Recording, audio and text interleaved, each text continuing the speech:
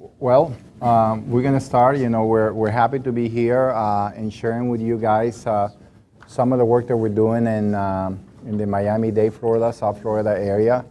We're so thankful to Mark and his group to allow us to participate in this wonderful meeting. I sat in one of the sessions and I have learned already a lot.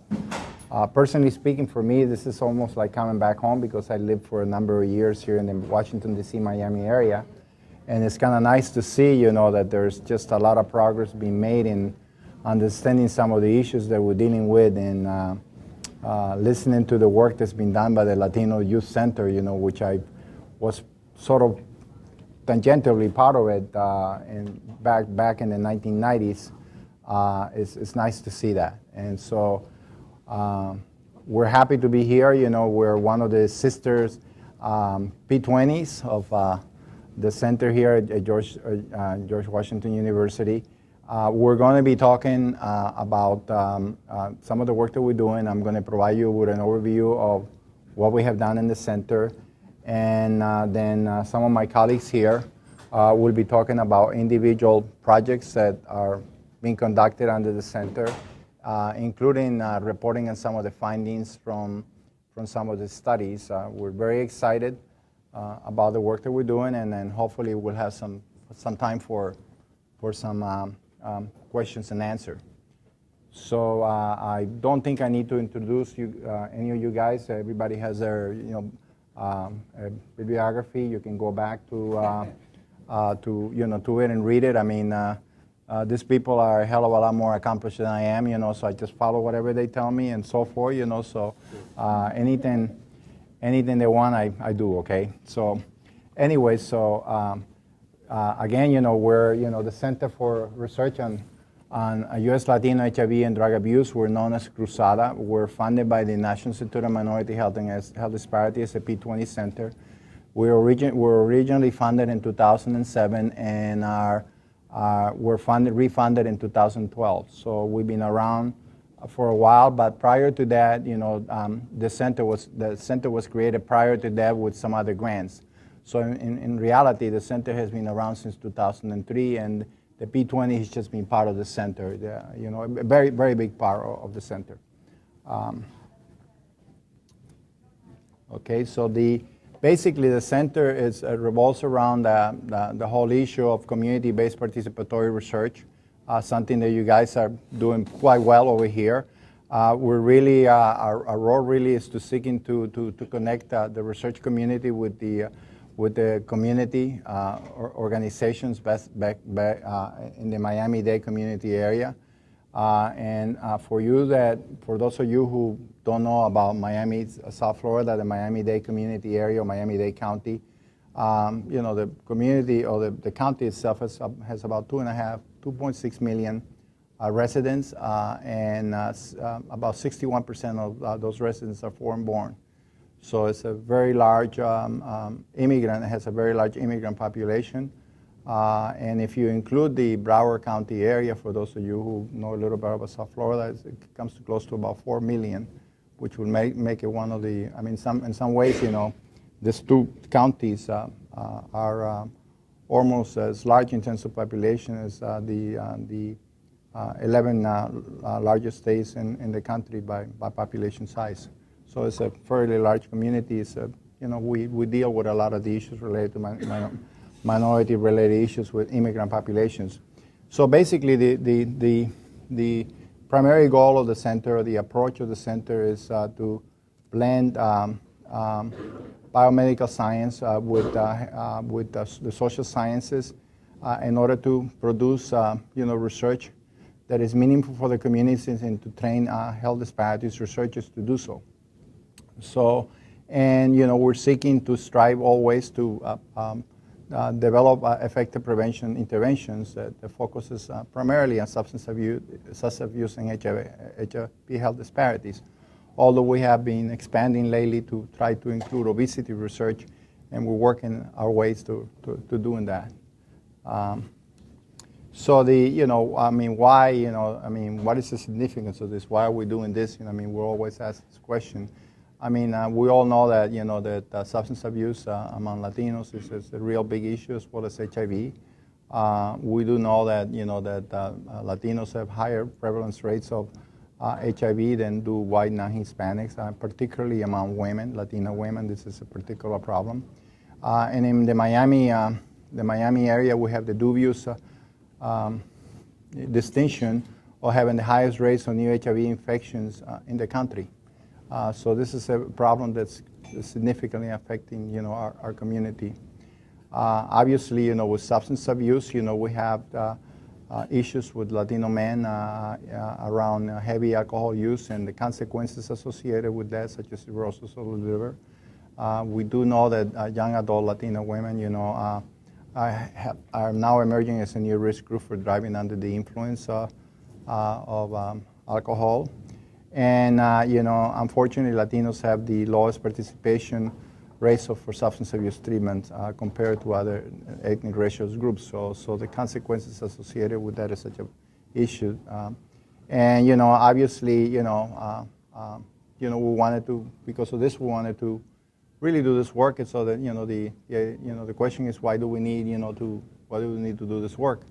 Well, with the work on research on substance abuse and HIV, the majority of research has been done prior to our work. Is most of the studies on Latinos have focused on Mexican American and Puerto Ricans, and there were less studies. So really the focus on Latinos from the Caribbean and South and Central Americans, and you guys deal with the South and Central American population a lot of the time.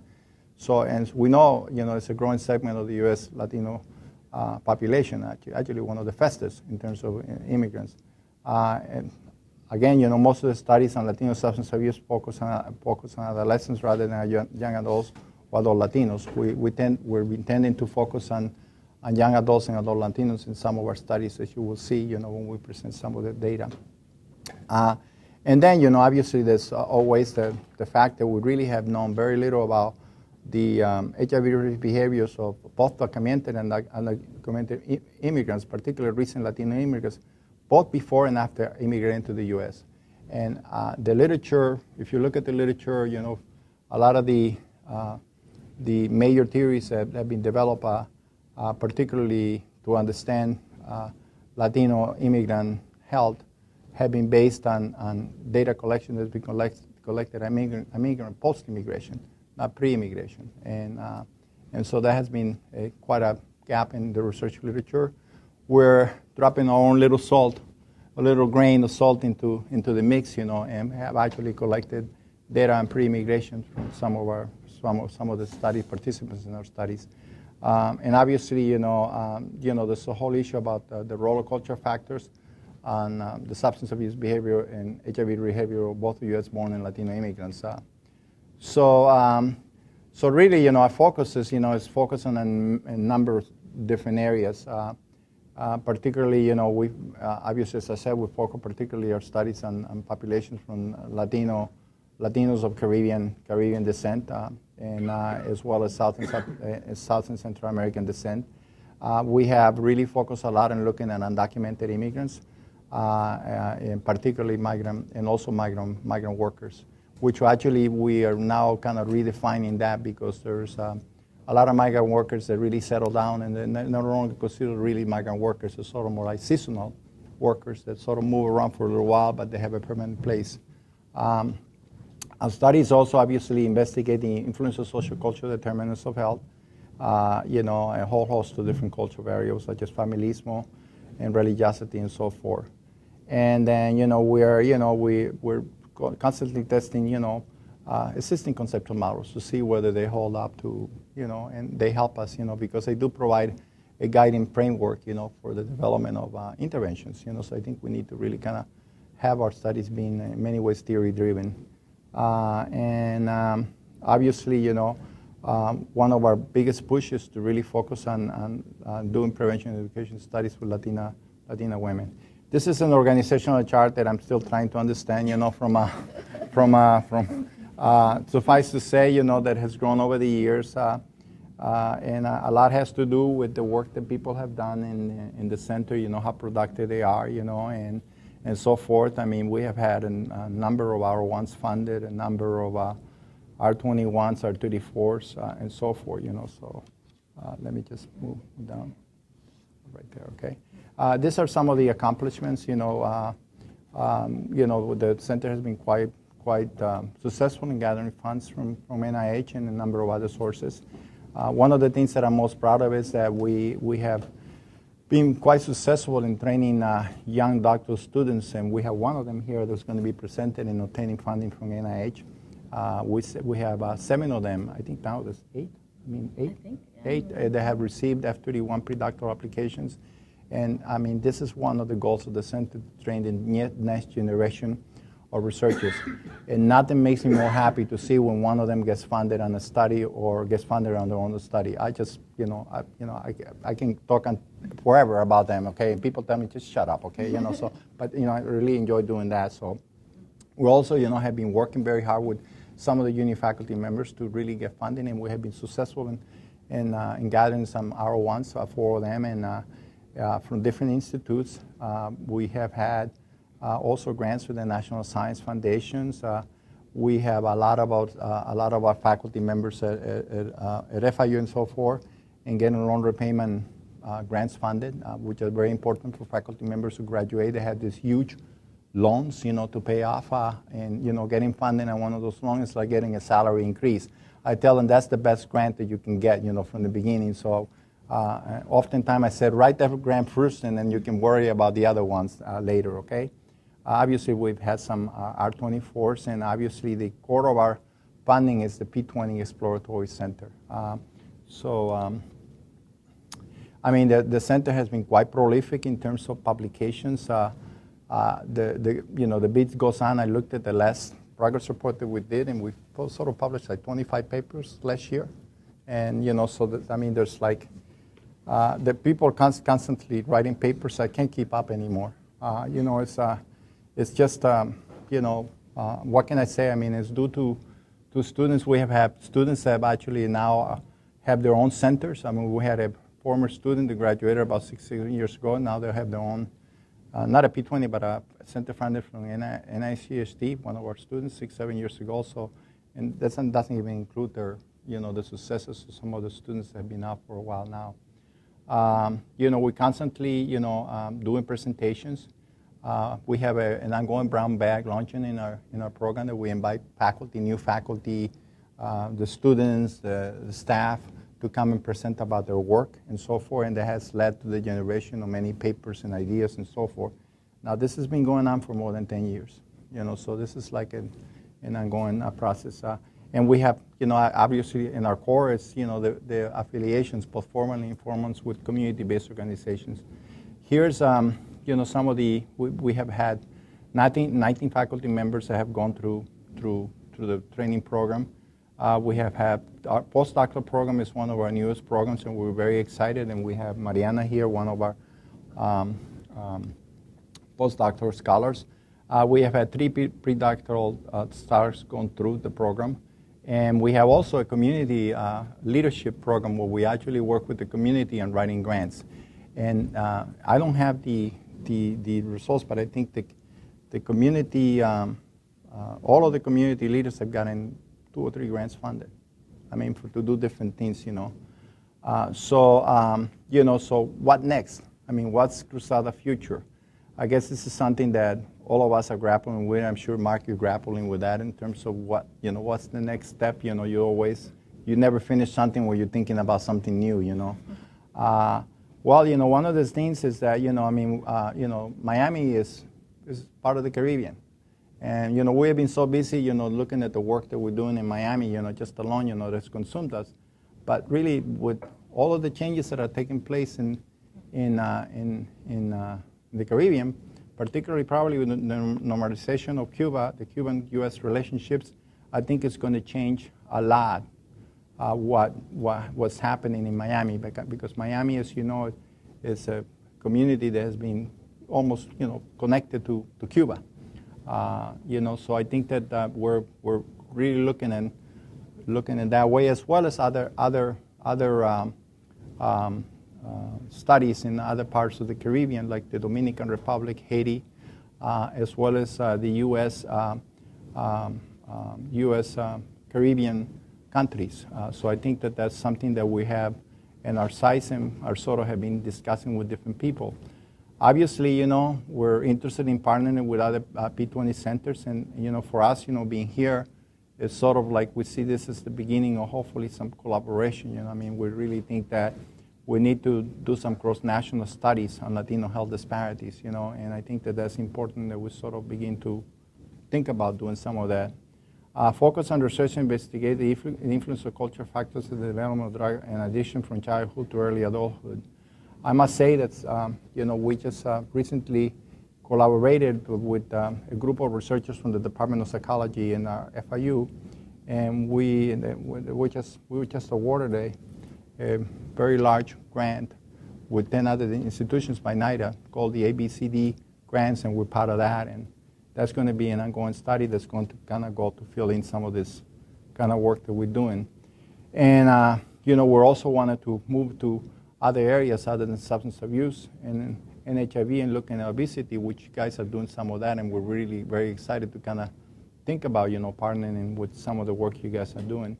And obviously, the other thing is we want to develop an actual program, doctor program in health disparities research with a focus on community-based participation research at FIU. So we want to really do that, and that's something that we're beginning to do that, working with the School of Public Health as well as the higher-ups of the university in doing so, and I'm hoping that we were able to get some faculties that will be designated specifically and have some scholarships earmarked for doctoral students to go through the program. So I'm going to stop here, and I'm going to turn it over to my colleagues, Mariana, for you to move over. And let me just take my microphone off. Thank you. So, and then she will get into the exciting part of the presentation. Okay? I don't know how exciting, but we'll see. All right. Well, thank you guys for having us. My name is Mariana Sanchez. I am a postdoctoral fellow at CRUSADA. And I'm going to be talking about one of the major studies that we conducted for our P20 center. This was one of the major studies from our original P20 center. And the overall objectives of the recent Latino immigrant study was to examine the pre to post immigration alcohol use and HIV risk trajectories. And as Mario had alluded to earlier, one of the innovative and unique aspects of this particular study is that we collected pre-immigration data from recent Latino immigrants and then followed them through just to examine what were the changes in their substance abuse and their HIV risk behaviors, because most of the literature prior to this really focused on Latinos since they had been in the U.S. So this is one of the few studies that really collected pre-immigration data on young adults. One of the other overarching objectives of the study was to examine not only their risk behaviors, but how different sociocultural determinants and how changes in these sociocultural determinants impacted these risk behaviors. As some of the speakers talked about earlier, and as we know, there's sociocultural determinants can heavily impact risk behavior trajectories in various health behaviors, including substance abuse and HIV. And obviously there's a host of social determinants that we could have examined. Some of the ones that we specifically examined were family cohesion, familismo, religious coping, and social capital, and how changes in those constructs impacted the changes in risk behaviors. The study itself, as I had said, we basically collected pre-immigration data on 527 recent Latino immigrants. They were young adults, all between the ages of 18 and 34 at the time of baseline. The inclusion criteria was that these people had to have been in the U.S. for less than 1 year at baseline. And then we followed them across 2 more years, two more waves, 12 months in between. And it was primarily through respondent-driven sampling was the primary data sampling strategy. So our demographics approximately was about 50% female, 50% male. The demographics as far as country of origin was pretty representative of the Latino population in Miami-Dade County, which was about 40% Cuban, 30% South American, 30% Central American. There's been, as Mario had said, there's been an influx of Central and South American immigrants into Miami-Dade. So even though it's still predominantly Cuban immigrants, we are seeing an increase, up to almost about 100% increases in South American and Central American immigrants. It was actually a fairly educated sample. About 50% had at least some type of a college training. And we did have about 20% were undocumented immigrants. The average age was about 26, 27. So some of these findings, I'm just kind of going to go through some of the overviews of some of our findings. One of the things that we found as far as HIV risk behavior is we found both males and females decreased their condom use from pre to post immigration. There was no changes between genders, so they both decreased condom use from pre to post immigration. And actually this should be significant, but what we did find was that males decreased their number of partners at that same 90-day period, but there was an increase in female number of partners. So they were found to be actually at risk. So at the same time that these women were decreasing their condom use, they were increasing their sexual partners. In regards to alcohol use, we found that males decreased their alcohol use from pre to post immigration. And we found that women, there wasn't necessarily a significant change, but there was certainly a trend of increasing their alcohol use quantity from prior to immigration and to post immigration. This was actually a very interesting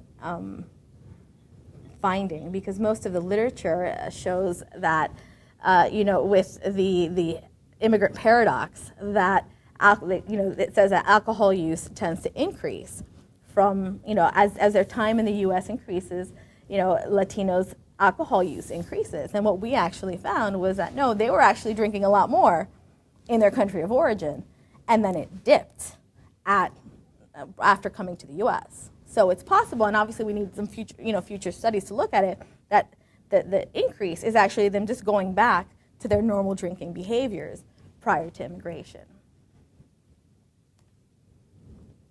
And as far as alcohol use frequency, in the past 90 days, we found that males and females didn't have any significant decreases or increases in alcohol use. But again, you see there's a trend, that red line with the documented women, you see there's definitely an upward trend toward increasing their alcohol use from pre to post immigration. Now, some of these sociocultural factors. With family cohesion, and this is basically how close family ties, measuring how close family members are to one another, we found that lower pre-immigration family cohesion was associated with higher alcohol use and higher misuse post-immigration.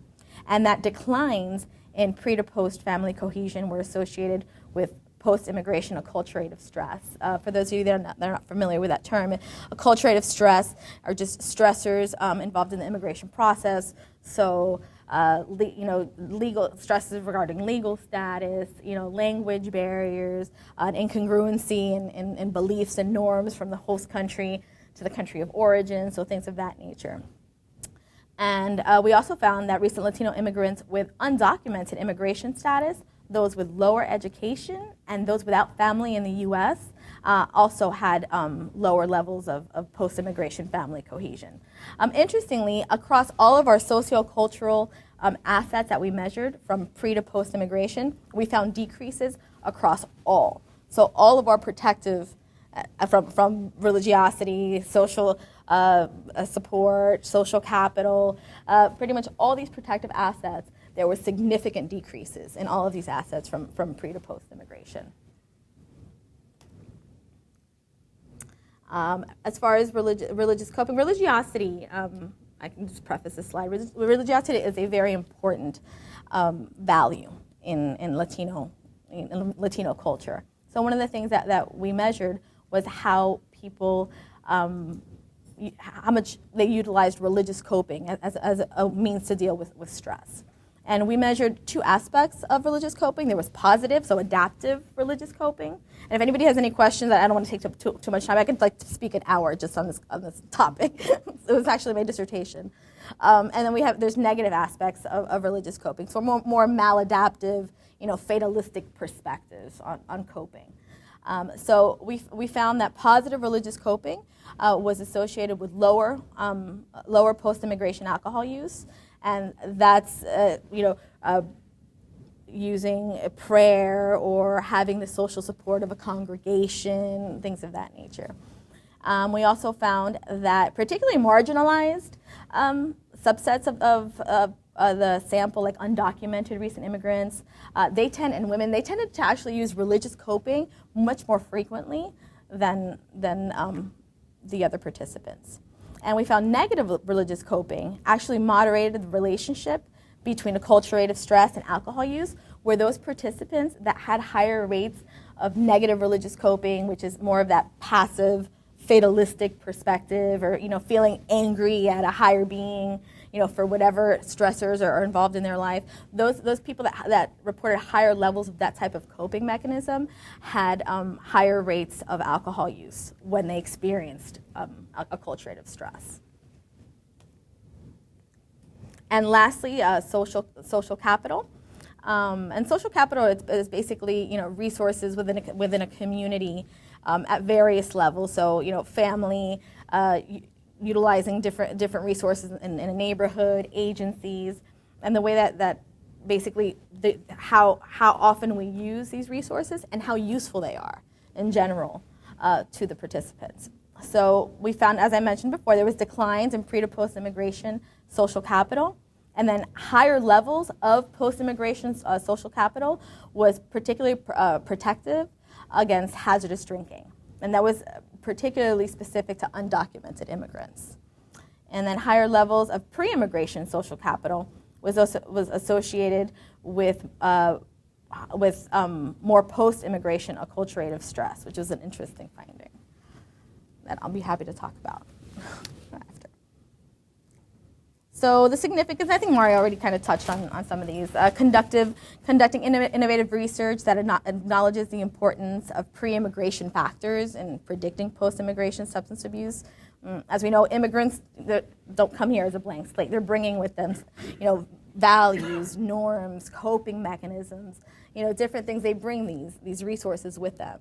So I think it's really important to kind of, capitalize on these resources and build them, and particularly, the research shows that, kind of guarding these protective, values and helping them, keep these as resources, I think could be very, helpful in avoiding these increases in risk trajectories for substance abuse and HIV and other aspects.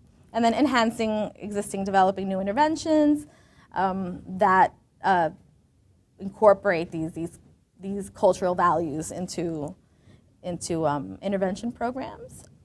And then further longitudinal research. Obviously, that's what we're looking at doing is, in our future directions, is we'd like to continue to follow this sample. At this point, this particular cohort has been in the U.S. for 10 years.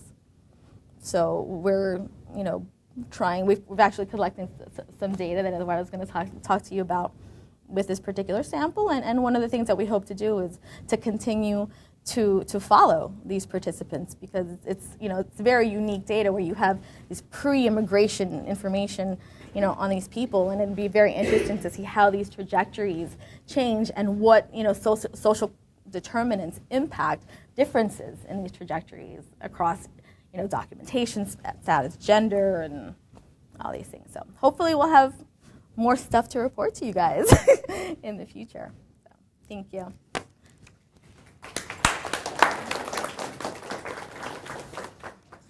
Yeah, I'm Eduardo Romano. I'm not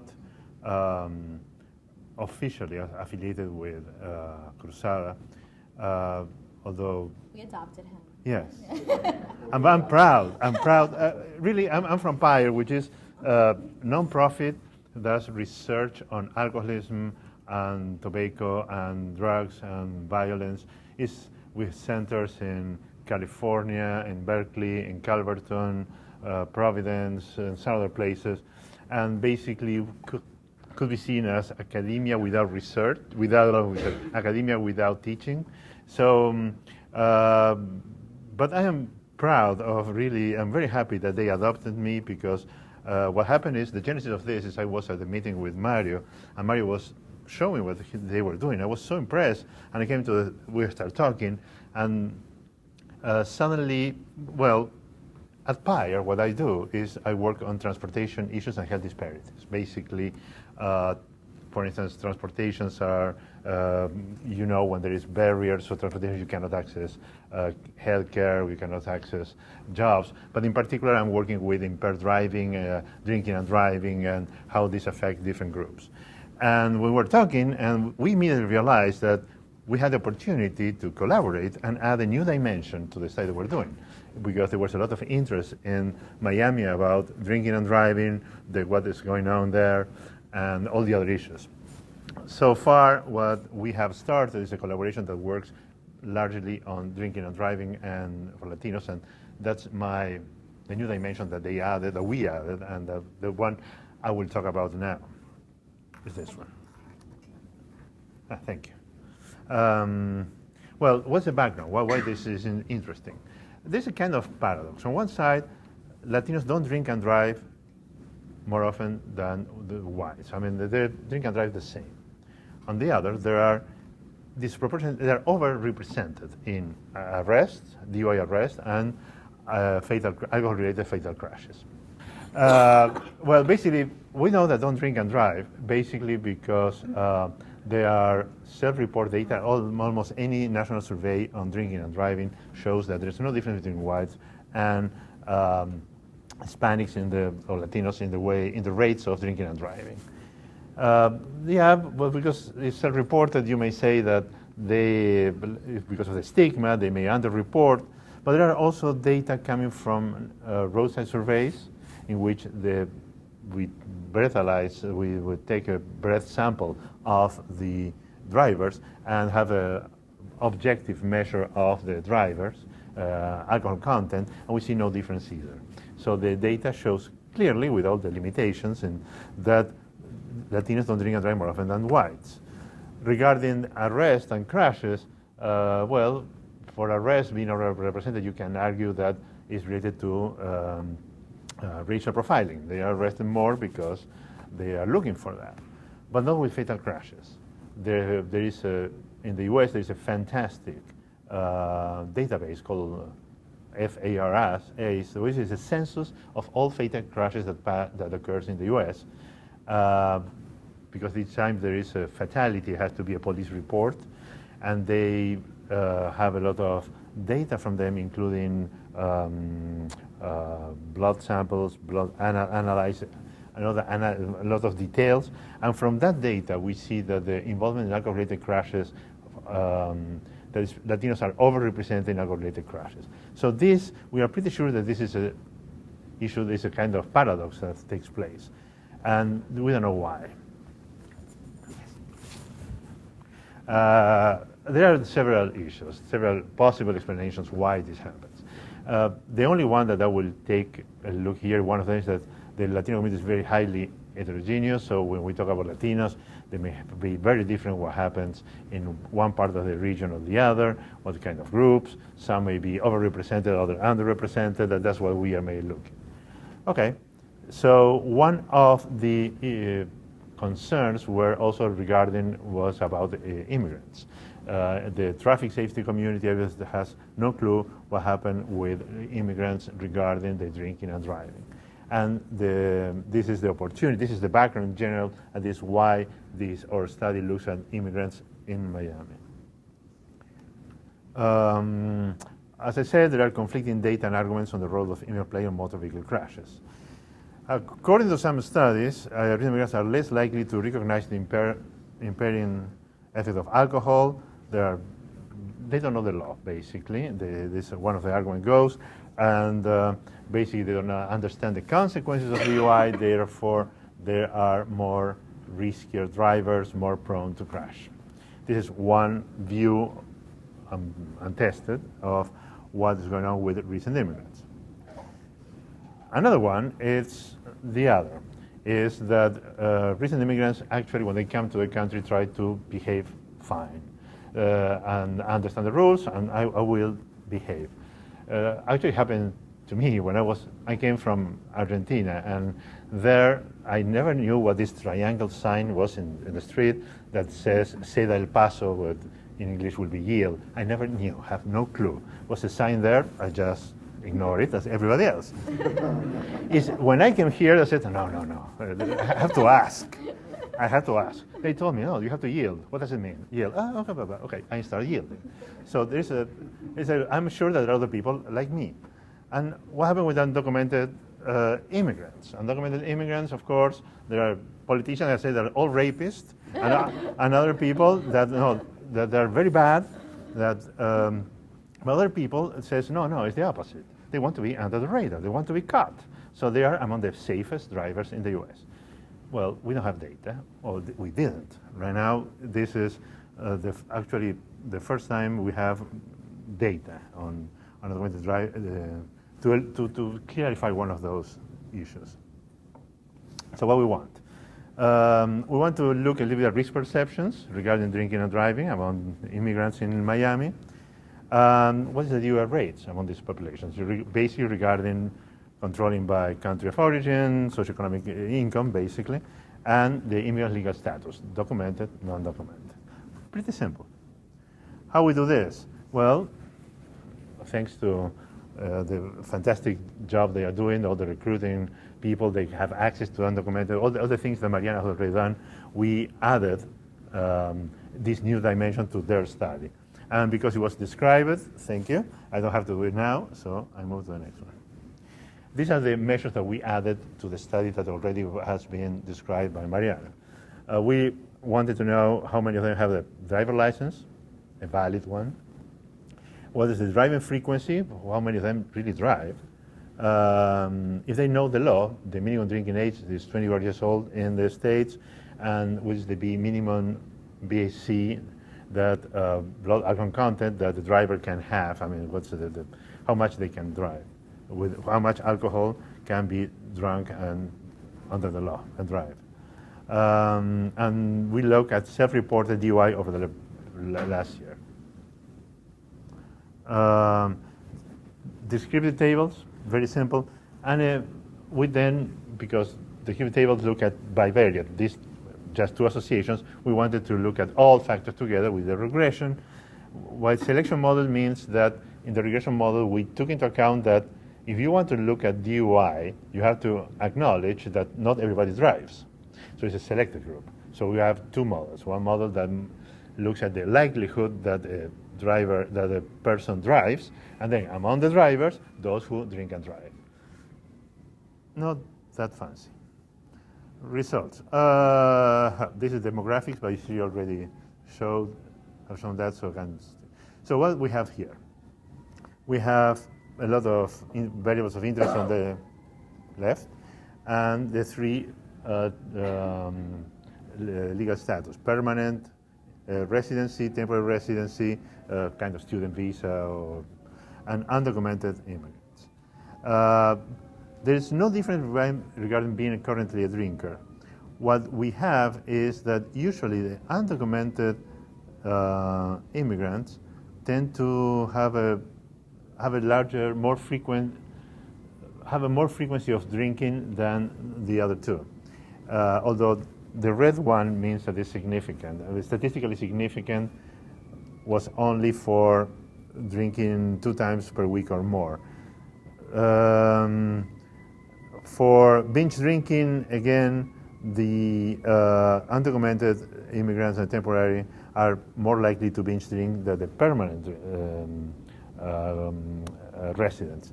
However, the differences were non-significant. largely perhaps because of power, because the sample was too small to detect that difference now, but it was not significant. But regarding driving, clearly the undocumented don't have a driver. Only a few of them have a driver license, which is expected. And the driving frequency is smaller. They drive much less than those with permanent and temporary, which is expected. Well, now with DUI, what we have is regarding the knowledge of the law. The undocumented immigrants don't know that there was a minimum drinking age in the U.S. Compared to the other two. However, among those who knew that there was a minimum drinking age, there was no statistical difference. Most of them were right in saying that it was 21. The undocumented less than the others, but the difference again was not significant, probably because of the sample size. The undocumented were less likely to pinpoint which one is the amount of alcohol they can have to drive legally. And even more worrisome, for undocumented and temporary, about between 11 and 15%, where they said that there is no back restriction, I can drive, there's no problem. Then with DUI, there's the last part. Basically, what it shows there, there's no red there. Basically, there is no difference, no statistical difference in this finding. So, this is when we put all together, what is really important here? For the driving selection model, the one that predicts the person is a driver, the only thing that explains if there is a driver is the legal immigration status. So undocumented or not documented is what makes it if somebody drives or not. And with DUI is gender. It's not if it's documented or not, it's gender the only thing that explains the likelihood of finding somebody in this group being a DUI. So what does it mean? So compared to permanent residents, undocumented immigrants drink more frequently, are less knowledgeable of DUI laws, but are not as involved in DUI. So this is something that we knew, but now we have data to show. This is, to me, the first data that collects data and reports on the behavior of undocumented Latino immigrants, and basically shows that they are not the worst in the world. Actually, they are the safest drivers. But to a large extent, because they don't drive as much as other immigrants. So, and basically also have, if some of the documented and temporary residents, permanent residents, are safer drivers than the permanent. However, the knowledge of the law is, particularly for undocumented, is not there. So it creates an issue of possible problems in the future as long as they stay here and start driving and acculturated. It's a trajectory towards problems. Right now they are not. They may, in the sense that they may be more involved in DUI, and this is something that we will, basically we have to address in future studies, like at this interventions trying to say, hey, you are nice now, don't do that. And basically it's the opportunities for a lot of interventions coming from this study. And gracias.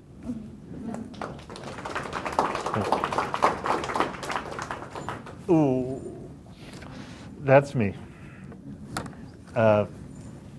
Yours. So my name is Jira Ravello. Thanks for sticking around. I know it's kind of towards the end of the day. I promised to have you out by your break before the closing remarks. But my name is Jira, and I'm a doctoral student with CRUSADA, which is a center at FIU. And I'm going to be discussing the one of the longer going studies we had, which wrapped up this year. And it's a study on mother-daughter dyads and influence of attachment and substance use. And let's see, some of the things, well, first let me talk about what it is I'm going to talk about before I talk about it. And we have this study that started in 2005. It began as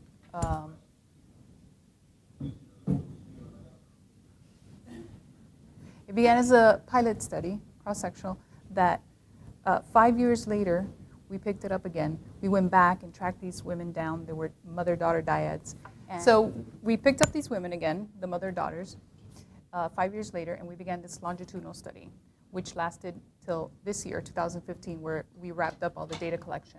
So it went from 2005 to 2010, okay? And that's the study I'm going to be discussing today. I'm going to be talking about, our usual stuff here. I'm going to also mention some of the publications that have been published, including some of the most recent findings. A little bit on the background, taking a step back and looking at adolescence.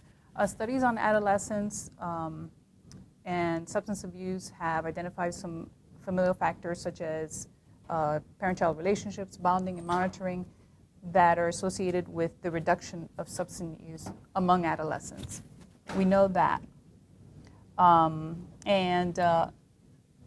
preliminary findings that we found from the 2005 data collection that we did on this study was that higher levels of mother-daughter attachment was associated with a decrease in substance abuse among the daughters. Okay, similar again to studies with adolescents. And diets in which mothers and daughters were both substance users showed the lowest level of attachment compared to the other possible dyads. We also know that several risk and protective processes that determine these substance use and HIV behaviors among adult Latinas are still relatively unknown. So that's where this study comes in. This was a 2004 finding.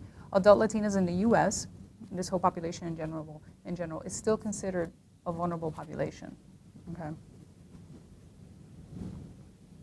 So, what was the purpose of this longitudinal study?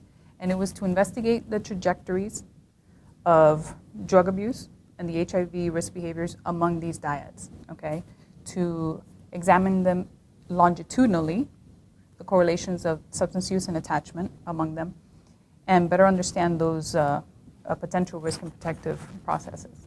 Okay. Our hypothesis was that social determinants would influence the substance use and HIV risk behaviors trajectories among this sample, and that it would be moderated by their attachment. Okay, so attachment would influence that. That was what we were hypothesizing. So we went out and we gathered 158 mother-daughter dyads for a total of 316 individuals. So they were a combination of drug-using and non-drug-using mom and daughters. We did snowball sampling. They all needed to be adults, 18 and over, and identify themselves as Latinas. They did not need to read and speak in Spanish to do that, because we could do the interview both in English or Spanish. Okay, but they needed to identify as being Latinas and living in Miami-Dade County, which actually provided us with a diverse number of Latinas, diverse group of Latinos. So we started out with 158 dyads. We had 4 possible combinations. The dyad 1 was made up of mother and daughters that were both the substance users. Dyad 2 were made up of mothers that were abusers, but not the daughter. The third were the daughters were abusers, but not the moms. And then dyad 4 where they were both non-substance users, okay? All for a total of 158 dyads. So 158 dyads in baseline time 1. 5 years later, we went back, collected data again from these women. We were able to maintain 139 dyads out of the 158 that we started with. A year later, we went back, collected data again, and we were able to maintain 133 of the original 158. Last year, the last and final year, we went back, collected data again for another year, and we actually picked up some dyads there that we had lost, and we were able to maintain 143 dyads out of the original 158.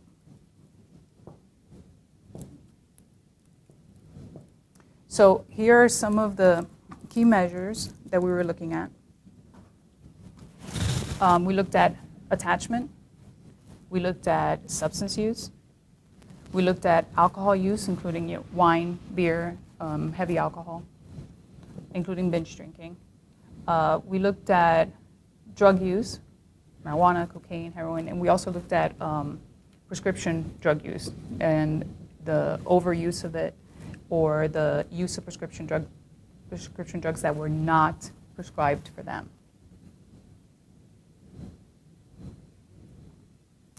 Okay, so in our most recent results from actually a study that was published just this year on the complete data, we found consistently negative attachment scores.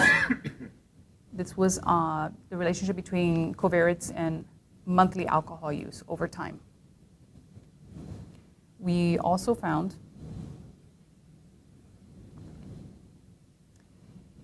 in the longitudinal data on monthly alcohol use over time, each unit increase, specifically, each unit increase in attachment was associated with a 0.28 decrease in drinking. So higher attachment, lower drinking.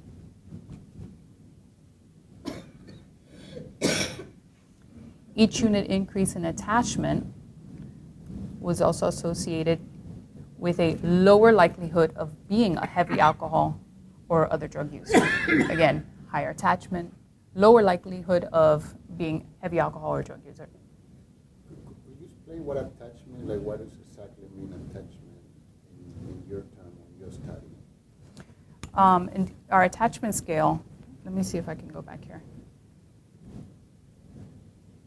It may not have it on here, but we looked at questions like, okay, yeah, there is one here. Well, no, there isn't. But we looked at questions like, I trust my mother, I trust my daughter, the same questions back and forth. I can count on my mother. My mother, right, between she knows when something's bothering me, she asks, questions like that. So this study has put out several publications. The baseline has already put out 14 different publications. The longitudinal study has put out 7, which again just wrapped up this year. And it's put out 3 or 2 plus 1 up-and-coming dissertation. Here are some of the all the publications from the baseline. So you can all memorize it real quick before I go on to the next one. It looks like a reference list. These are publications from the longitudinal study. As you can see, there were about 3 this year, I think, that the study just wrapped up this year, and there were others from before it wrapped up because people were actually analyzing the data as we were collecting.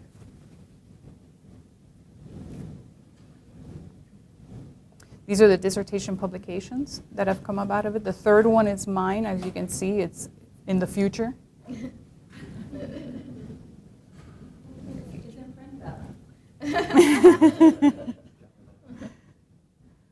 So some of our general conclusions is attachment at baseline significantly associated with decreased substance use.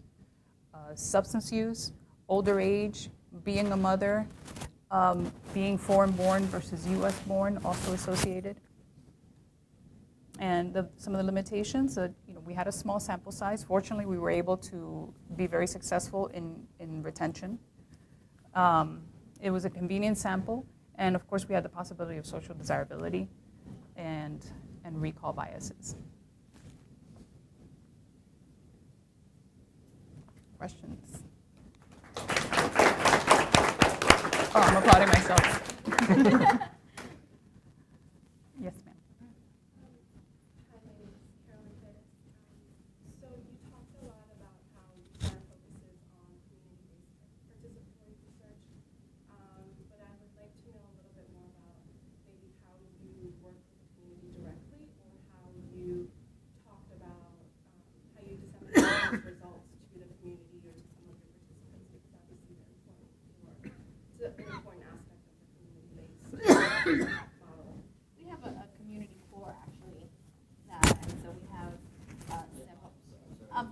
Oh, yeah, sorry. Oh, okay.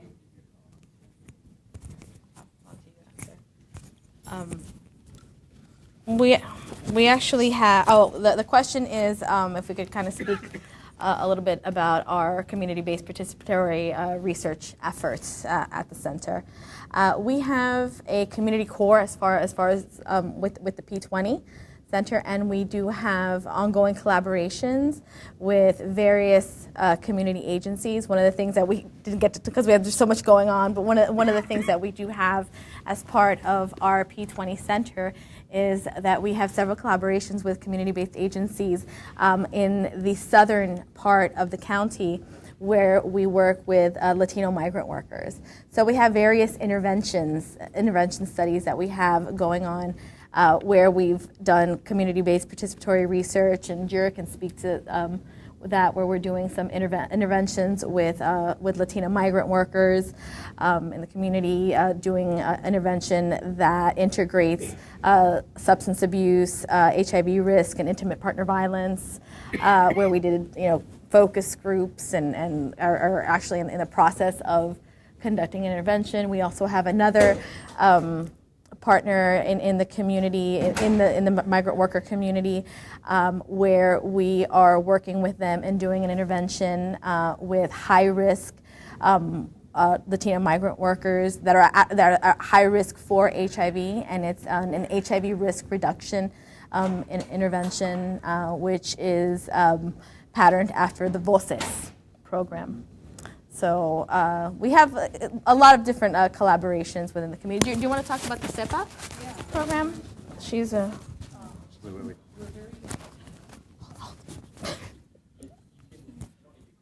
Yeah, just I was also going to mention that when we work with them, we partner up in making sure that they participate in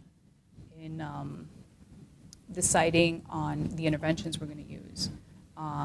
They also participate in outreach. They participate in recruitment. The interventions themselves are often held at their agency and taught by one of their own. So they're very much involved. And as far as disseminating the information, I think you had asked two participants. With this particular study, I can speak for this one only, because I was also part of data collection. A lot of the participants, were curious enough to ask us to send them publications, once, things were wrapping up, and we love doing that. We love when they ask that, because it makes for a really good participant when you know that they're that involved and that curious and wanting to know how their participation, made a difference. So we keep a list of people who are interested in wanting the publications, and every time we publish something on the study where they were part of, we always make sure to send it out to them. So that's, some of the ways in which we disseminate, our findings to them. Yes, ma'am. I have one question. So you had really great success for the longitudinal studies. What are some of the strategies that make you successful at retaining? How you get so many people to follow through with the entire study? Right.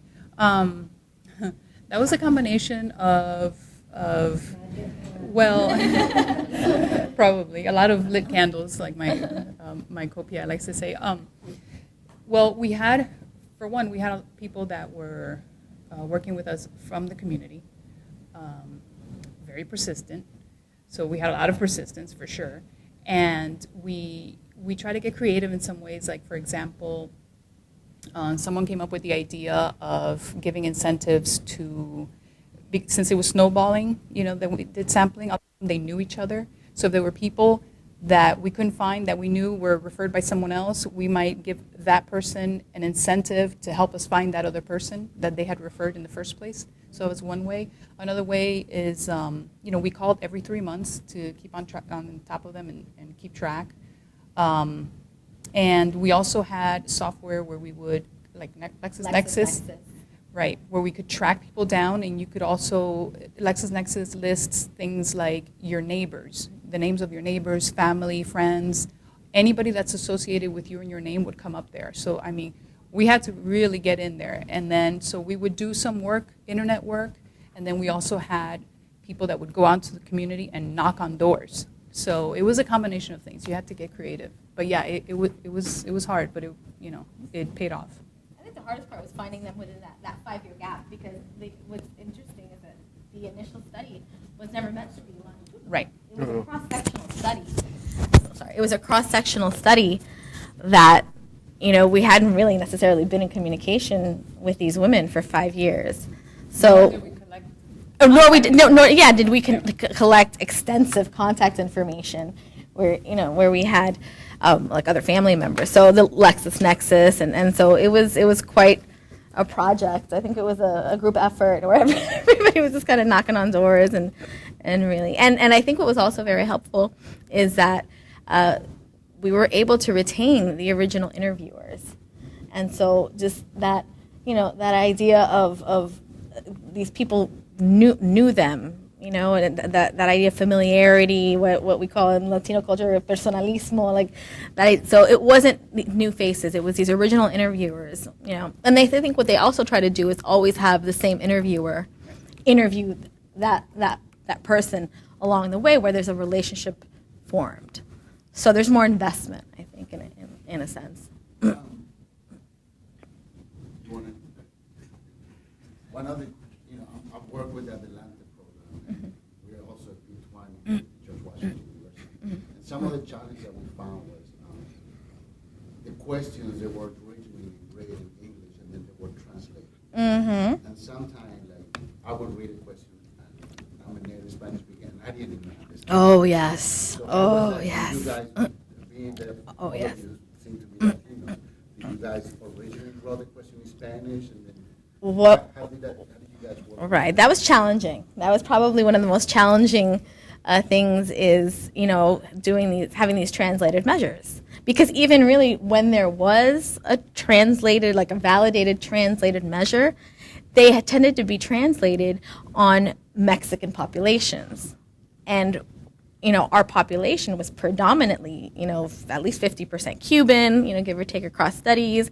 And so there was definitely differences. So one of the things that we did, at least I can speak for the recent immigrant study, is that we had a process where we did what they called a modified direct translation, where we brought everybody to the table from that represented different. So we had, a few Central American people, Cuban, South American, and so we tried to find when there was a discrepancy in a term that they didn't understand, we actually just kind of spoke about it and found the terms that were most generalizable to the Latino population, where they would be, easy to understand. Because there's specific terms, like a bag could be a bolsa to one people, could be a mochila to another, could be. So we tried to find the most universal terms, and so we did find it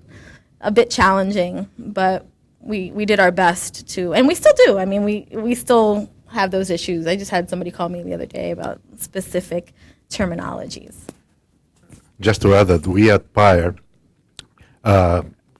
contract with somebody who does exactly what she's doing, and they found, they convinced us, that this is the most efficient way, less prone to error way of doing this, doing translation. That going back, forth, creates problems, all the other systems. The problem with that one is that's more expensive, because you have a lot of people at the same time, but works better. So, good.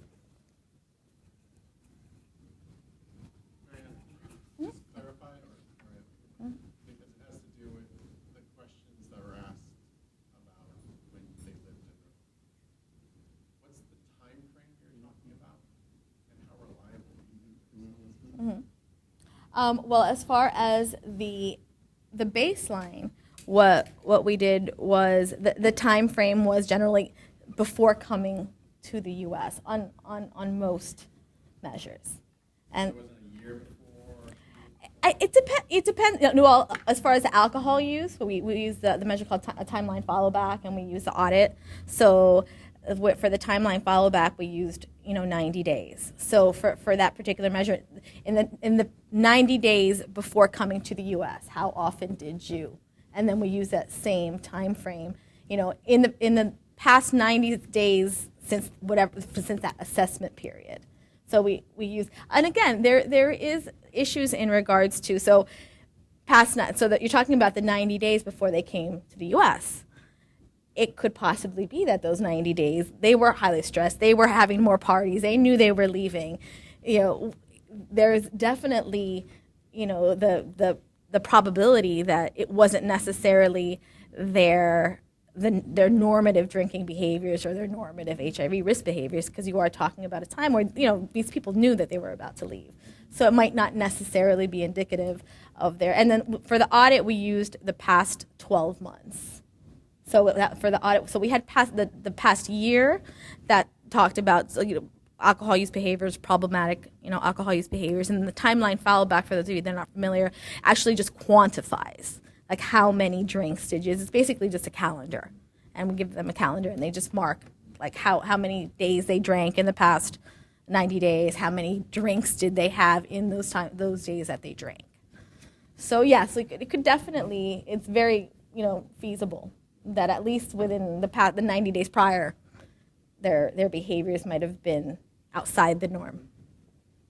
And then other measures like religious coping and things of that measure, we just kind of used, since, prior to coming to the U.S., how often did you use these? They weren't time specific. Thank you for presenting today.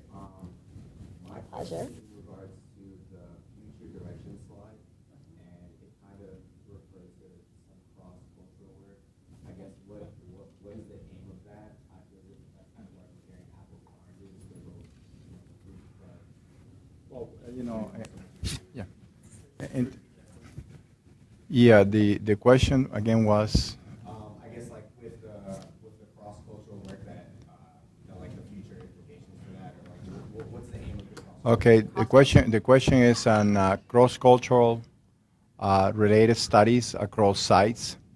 The idea is that we have a study or an intervention that collects data on a specific population, let's say Latinos of Cuban descent or Caribbean descent. We want to find whether that same intervention, if we apply it, let's say in Maryland, okay, whether we get similar results in terms of the effectiveness of the intervention, or if there are different results, or if or if there are some similar results, but there are also some recent results, to see what the reliability of that intervention is, and whether in the future one can develop some national models that we can apply in developing interventions that apply to Latinos, regardless of their their country of origin. So the idea is that sense whether that's possible to be done. So doing the comparisons, that's where I was coming from. Because Miami is rather unique, and one of the things that we get in a lot of the grants that we submit is, well, you're unique, and what you're doing in Miami doesn't apply to the rest of the country. And so we want to find out. That's a good question, but maybe not. Maybe Miami is like the rest of the United States will look 15 years from now. Maybe not. So God help us if that's the case.